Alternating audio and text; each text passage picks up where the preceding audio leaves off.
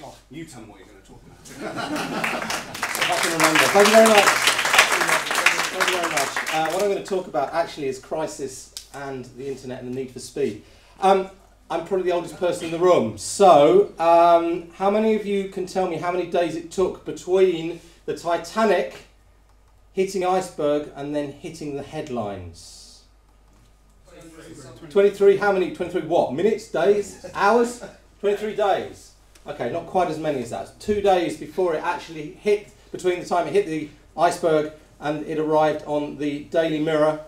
And in fact, what happened was, it didn't just arrive in the Daily Mirror in one of the headlines, they got it completely wrong. They said everyone had been saved, and they also said that the ship was being towed back to dock.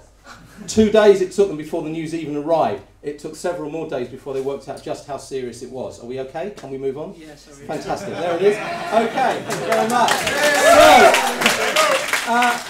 So that's the Titanic. That's way back when. I can't even think how long ago that was, but it was back in the early part of the 1900s. Things have moved on quite considerably. A lot of that is due to the internet. 17 minutes between the first aircraft going in and, unfortunately, this image. 17 minutes before this was being broadcast live on British television. Okay, 17 minutes. That is quite a significant step from 2 days from the Titanic.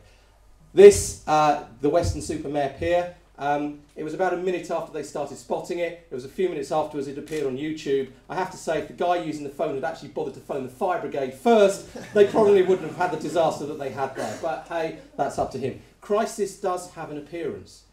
Even before we get into the internet stuff, it does look like something. About 5:47 on a Friday, usually a bank holiday, usually when you're the only person in the office or in the press room, you can guarantee it. It's going to be the surprise. This is the oh my God moment when you get that phone call from the journalist telling you something that you didn't know anything about. And what's the big issue about that? You don't have any information.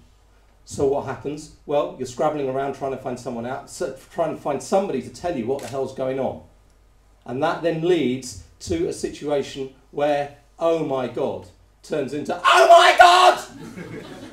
Because all of a sudden you panic. It's a natural response to crisis. It's a natural human response, is panic.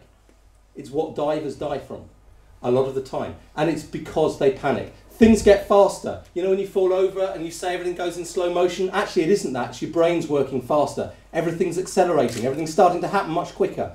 You've got to deal with it. And that starts to get difficult. In crisis, that leads to that sort of warm feeling, just below the belt level, where you start to discover that actually adrenaline is coloured brown, you know, that kind of thing? It's that loss of control.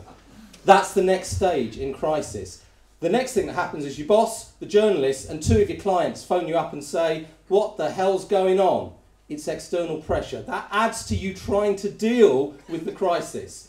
And what's your response to that? Batten down the hatches, ladies and gentlemen. We're going to close everything down and not comment. There are 6 words that we use in crisis. No comment is not an option. No comment does not work. But the thing is that information, as Bristol said, is often the first casualty of disaster. I would actually disagree with that. Communication is often the first casualty of disaster. The internet can work both ways. It is a very fast way of telling people bad news, but also it's a good way of combating it. Primark, everyone remember the Panorama programme? Yeah?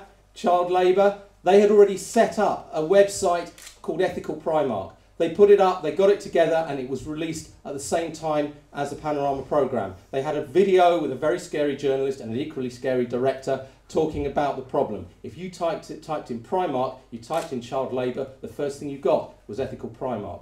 This was before Twitter, this was before the time of Facebook. Toyota, they've had a few problems. Fairly fundamental. It's something to do with stopping and going in their vehicles.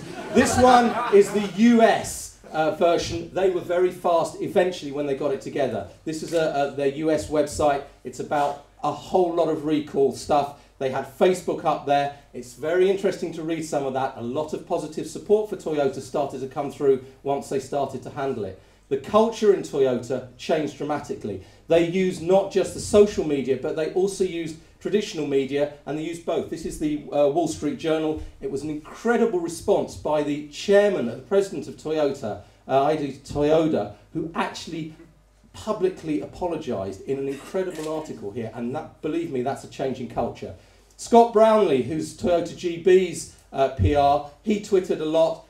It worked because what you may not be able to read is that Toyota retail sales last month went up 65%, and they were the 4th highest brand in the UK.